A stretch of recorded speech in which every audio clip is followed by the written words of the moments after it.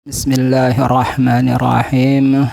Assalamualaikum warahmatullahi wabarakatuh.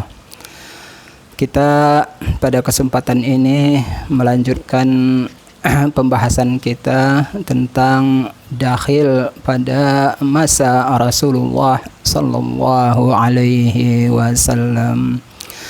Pada kesempatan yang lalu kita telah membahas 3 contoh dakhil yang terjadi pada masa Nabi Muhammad sallallahu alaihi wasallam.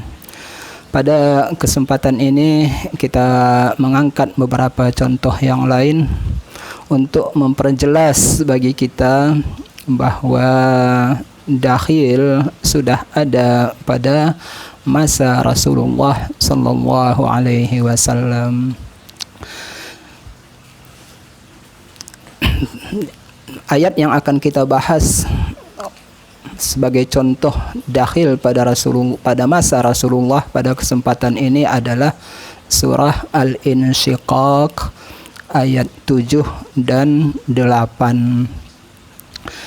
Bunyi ayatnya adalah fa amma man utiya kitabahu biyaminihi fasawfa yuhasabu hisaban yasira. Barang siapa yang diberi buku catatan amalnya dengan tangan kanannya, maka ia akan dihisab dengan perhitungan yang mudah.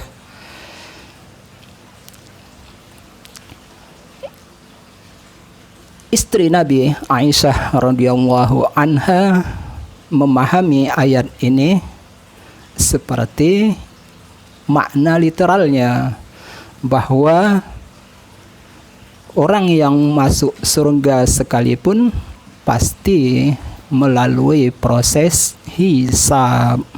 Amal kebaikan dan keburukannya diperhitungkan. Dia menjalani pemeriksaan. Hanya saja pemeriksaan orang yang menerima kitab catatan amalnya dengan tangan kanan, pemeriksaannya mudah. Apa yang paling berat bagi kita ketika kita membaca ayat-ayat Al-Quran?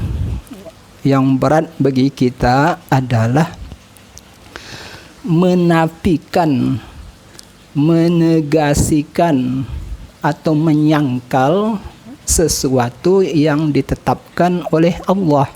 Allah menyatakan ini ada, lalu kita katakan tidak ada. Itu berat bagi kita. Ya, karena itulah di dalam ilmu kalam kita mengenal ada mazhab yang menamakan mereka dengan mazhab at-tafwid. Mazhab tafwid ini tidak berani menafikan sesuatu yang Allah katakan ada. Ayat-ayat tentang sifat Allah, ayat-ayat mutasyabihat, ayat menyatakan Allah punya tangan, yadullahi fawqa aydihim umpamanya. Bagi kelompok ini sulit bagi mereka untuk menyatakan Allah itu tidak punya tangan. Kata mereka, bagaimana mungkin kita menyatakan Allah tidak punya tangan, padahal Allah sudah menyatakan ia punya tangan. Hanya saja mereka berkata Allah punya tangan, tetapi makna tangan di ayat tersebut kita serahkan kepada Allah Subhanahu wa ta'ala. Makna tangan yang layak bagi Allah Subhanahu wa ta'ala. Mereka tidak ingin dan tidak berani menakwilkan bahwa arti tangan adalah kekuasaan atau yang lain. Demikian jugalah kasusnya pada surah Al-Insyiqaq ayat 7 dan 8 ini. Allah menyatakan orang yang menerima kitab catatan amalnya dengan tangan kanan akan menjalani perhitungan yang mudah. Berarti perhitungan itu ada, tetapi dibuat mudah, tidak sulit dan tidak dipersulit. Begitulah pemahaman Aisyah terhadap ayat ini selama ini. Karena itu beliau kaget, beliau terkejut ketika Rasulullah sallallahu alaihi wasallam bersabda, "Man nukisha atau man nukisal hisab faqad uzziba." Barang siapa yang perhitungannya, yang menjalani perhitungan, maka dia akan disiksa, maka sungguh dia akan disiksa. Mendengar ungkapan ini, Aisyah radhiyallahu anha lalu berkata, bukankah Allah Subhanahu wa taala telah berfirman, fa amma man utiya kitabahu biyaminihi fasawfa yuhasabu hisaban yasira. Lalu Rasulullah sallallahu alaihi wasallam berkata, makna hisaban yasira di surah Al-Insyiqaq ini bukan menjalani perhitungan, mengalami perhitungan, menjalani hisab, sekalipun hisab itu mudah dan ringan. Tetapi makna hisab yasira di ayat ini adalah sekedar pemaparan, sekedar dipertunjukkan. Ya, kalau begitu, maksud ayat ini adalah barang siapa yang menerima buku catatan amalnya dengan tangan kanannya, maka amalan baik dan jahatnya diperlihatkan kepadanya, tetapi tidak ada perhitungan. Ya, itulah yang dimaksud dengan hisab yasira, seperti yang ditegaskan oleh Rasulullah sallallahu alaihi wasallam. Lalu manakah yang dakhil pada kasus ini? Yang dakhil pada kasus ini adalah pemahaman Aisyah bahwa hisab yasira itu ada. Yang benar, hisab yasira tidak ada. Ya, mungkin sekedar untuk mendekatkan pemahaman kita, ya, kalau kita ingin berangkat ke, katakanlah kalau kita berangkat ke luar negeri, tiba di airport, ya, maka barang-barang bawaan kita itu diperiksa, ya, diperiksa. Ada metal detektor, ada X-ray dan lain-lain untuk memeriksa barang bawaan kita. Bila kita membawa barang-barang yang terlarang, maka akan ada pemeriksaan lebih lanjut. Ya. Siapakah yang mengalami hisaban yasira, pemeriksaan yang mudah? Ya, umpamanya adalah para pemegang paspor diplomat. Para petugas di bandara mengetahui apa barang yang mereka bawa. Tapi karena kesepakatan Wina, para pemegang paspor diplomat, koper yang dibawanya tidak boleh dibuka, tidak boleh diperiksa. Para petugas mengetahui dengan alat yang mereka miliki, barang yang mereka ketahui, sekalipun itu barang terlarang, mereka tidak memeriksanya. Inilah ayat yang kita angkat pada untuk contoh ad-dakhil, untuk contoh lain dakhil pada masa Rasulullah sallallahu alaihi wasallam. Kita pindah ke ayat yang lain, masih dakhil pada masa Nabi. Ada beberapa riwayat. Salah satu riwayat menyatakan ketika Nabi berdoa di serambi Masjidil Haram, ya, Nabi berdoa, Ya Rahman, Ya Rahim.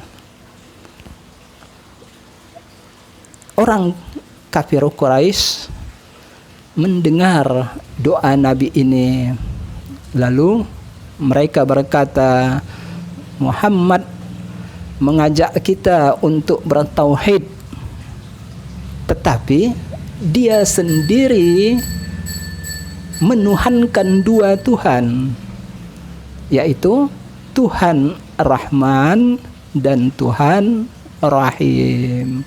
Muhammad tidak konsisten.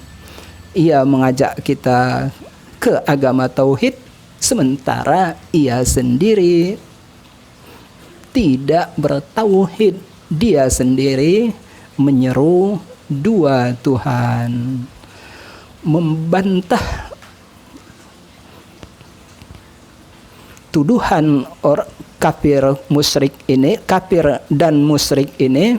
Allah Subhanahu wa taala menurunkan ayat seperti yang tertera di dalam surah Al-Isra ayat 110. Qul ud'ullaha aw ud'ur rahman ayyamma tad'u falahul asmaul husna. Katakanlah wahai Muhammad, silahkan Anda menyeru Allah atau Anda menyeru Ar-Rahman, nama mana saja yang kamu seru boleh, selagi itu nama-nama Allah, karena Allah Subhanahu wa taala memiliki al-asma al-husna, nama-nama yang terbaik. Jadi kasus Al-Insyiqaq dengan Al-Isra ayat 110 sedikit berbeda sekalipun sama-sama dakhil. Ya, Al-Insyiqaq, Nabi, pemahaman Aisyah sebelumnya terhadap ayat ini salah, lalu diluruskan oleh Nabi. Sementara untuk Al-Isra ayat 110 ada pemahaman orang kafir yang salah terhadap ajaran Islam, menuduh Nabi tidak bertauhid, lalu turunlah ayat ini membantah tuduhan mereka. Baiklah, kita pindah ke contoh yang lain, yaitu surah As-Saffat ayat 62 dan 65.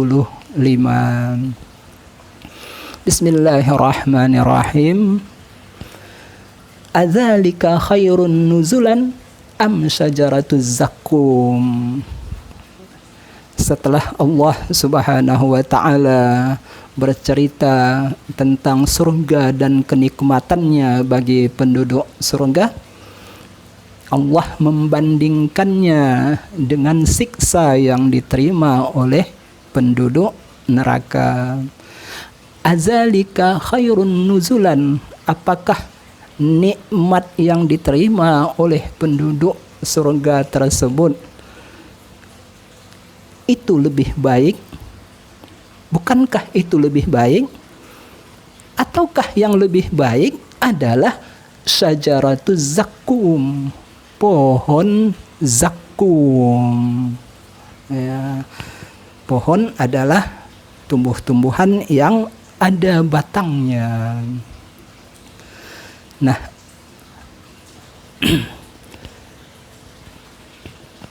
di surah Ad-Dukhan dan di surah Al-Waqi'ah, Allah telah menyebut syajaratuz zakum. Lalu Abu Jahal berkata kepada sahabat-sahabatnya, dia mengundang para sahabat-sahabatnya, lalu berkata kepada pembantunya, wahai pembantu, hidangkan kepada kami buah kurma dan zabadi. Zabadi itu seperti di kita itu seperti yogurt. Ya. Bahwa hidangkan kepada kami kurma dan zabadi.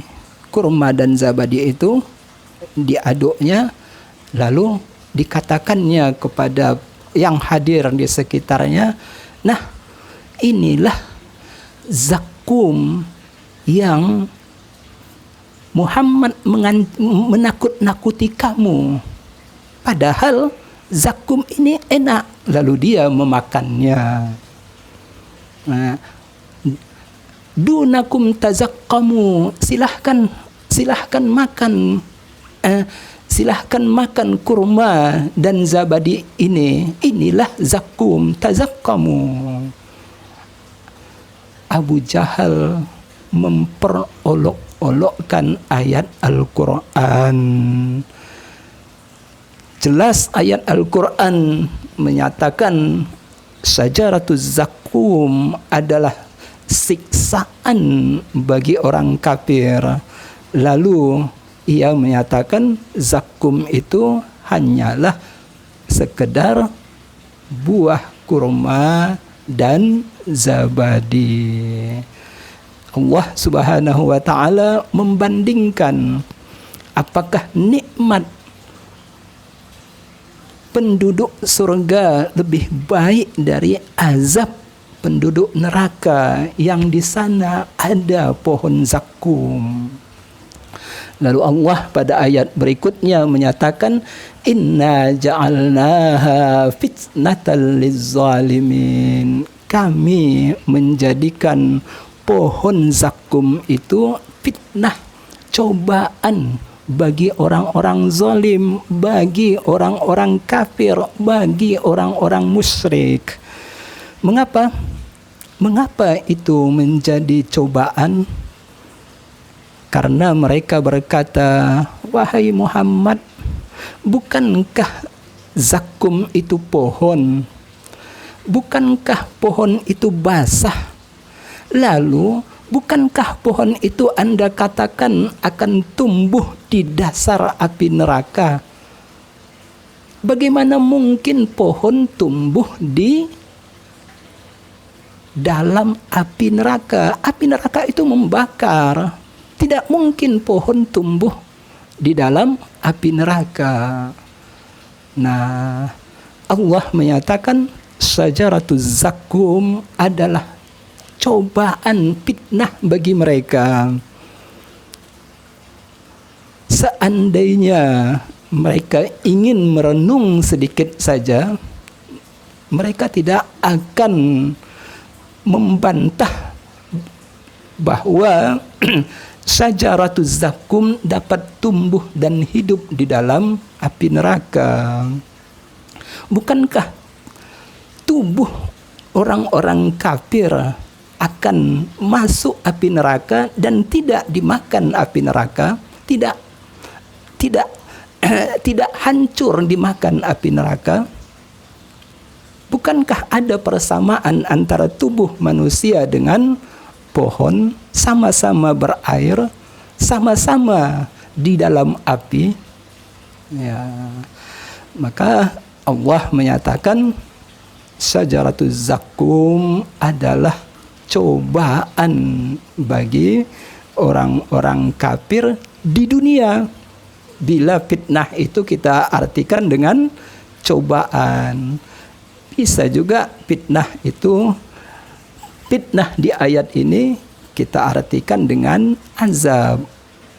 Syajaratuz zakum akan menjadi azab bagi orang-orang zalim. Lalu Allah Subhanahu wa taala membantah anggapan mereka bahwa pohon tidak dapat tumbuh dan hidup di dalam neraka. Allah membantah, lalu Allah menegaskan, innaha syajaratun takhruju fi aslil jahim. Pohon zakum itu benar tumbuh di dasar api neraka. Ya. Tal'uha ka'annahu ru'usus syayatin. Mayangnya bagaikan kepala-kepala setan. Setan tidak pernah mereka lihat. Lalu bagaimana mungkin dipersamakan dengan sesuatu yang tidak pernah mereka lihat? Sekalipun setan belum pernah mereka lihat, tetapi setan menurut mereka adalah sesuatu yang buruk dan sesuatu yang menakutkan. Ya, sementara malaikat adalah sesuatu yang indah dan menyenangkan. Maka sekalipun mereka tidak pernah melihatnya, tetapi mereka dapat membayangkannya. Mayang pohon zakum tersebut seolah-olah seperti kepala-kepala setan. Jadi di sini ada dua yang dibantah oleh ayat ini. Pertama, bantahan bahwa zakum itu adalah makanan yang enak seperti yang dipahami oleh Abu Jahal, dan apa yang diungkapkan oleh Abu Jahal hanyalah bentuk olok-oloknya terhadap ayat Al-Quran. Dan yang kedua adalah bahwa Allah Subhanahu wa ta'ala maha kuasa menumbuhkan pohon yang dari pohon dan yang nanti buahnya menjadi makanan penduduk neraka. Allah Subhanahu wa ta'ala maha kuasa menumbuhkan pohon di dasar api neraka. Para ulama menyatakan api itu terbagi tiga. Yang pertama adalah api dunia, membakar dan ada cahayanya, menerangi. Yang kedua adalah api neraka, membakar tapi tidak bercahaya. Neraka gelap, apinya tidak menerangi. Dan yang ketiga adalah api yang tidak membakar tetapi bercahaya. Itulah api di Bukit Tursina ketika Nabi Musa alaihi salam menerima wahyu dari Allah Subhanahu wa taala. Inilah 3 ayat Al-Qur'an yang kita angkat pada kesempatan ini, contoh ayat-ayat yang dipahami dakhil atau yang salah pemahamannya, atau ayat yang membantah pemahaman yang salah pada masa Rasulullah sallallahu alaihi wasallam. Baiklah, yang terakhir kita angkat sebuah contoh bahwa ternyata setelah Rasulullah sallallahu alaihi wasallam meninggal, dakhil juga terjadi di kalangan para sahabat. Dakhil ini terjadi pada masa Umar bin Khattab ketika beliau menjadi khalifah, yaitu surah Al-Maidah ayat 93. Bismillahirrahmanirrahim. Laisa 'alal ladzina amanu wa 'amilus shalihati junahum fima ta'imu. Junah adalah dosa. Ta'imu yang mereka makan. Tapi yang dimaksud ta'imu di sini yang mereka konsumsi. Kalau begitu arti ayat, orang-orang yang beriman dan beramal soleh tidak berdosa terhadap apa yang mereka konsumsi. Sebelum khamar diharamkan, ada para sahabat yang mengkonsumsinya.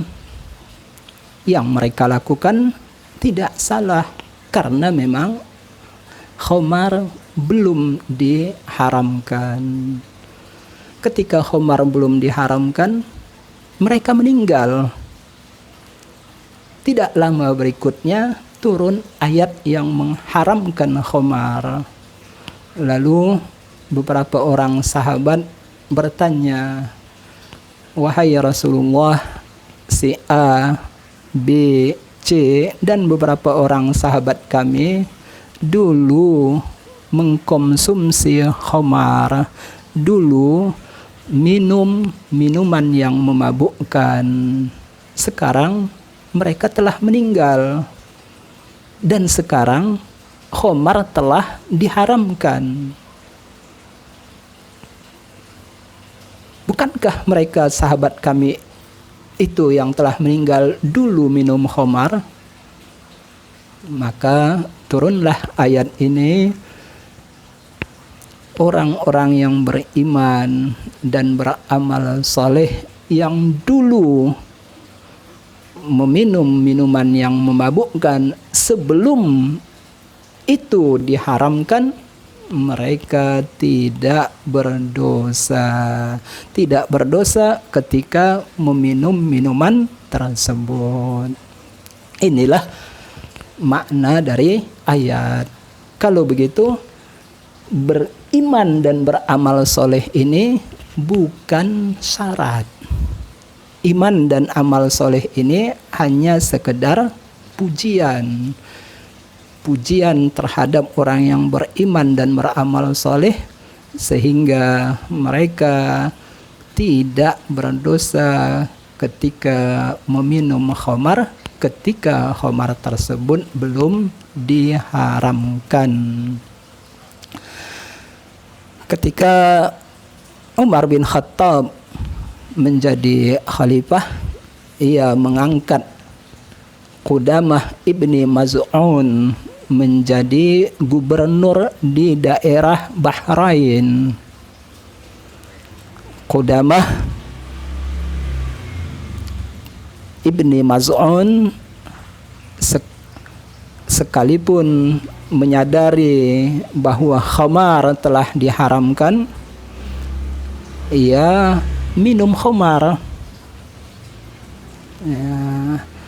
Lalu ada seorang sahabat yang bernama Jarud melapor kepada Umar, "Wahai Umar, gubernur Anda yang bernama Qudamah ibni Maz'un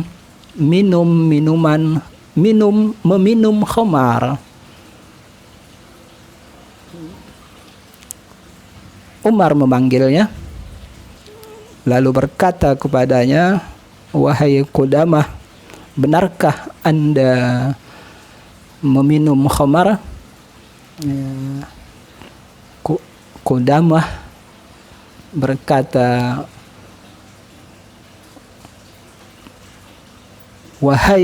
sebelumnya Umar berkata, "Wahai Qudamah, saya akan mencambuk Anda karena Anda melanggar salah satu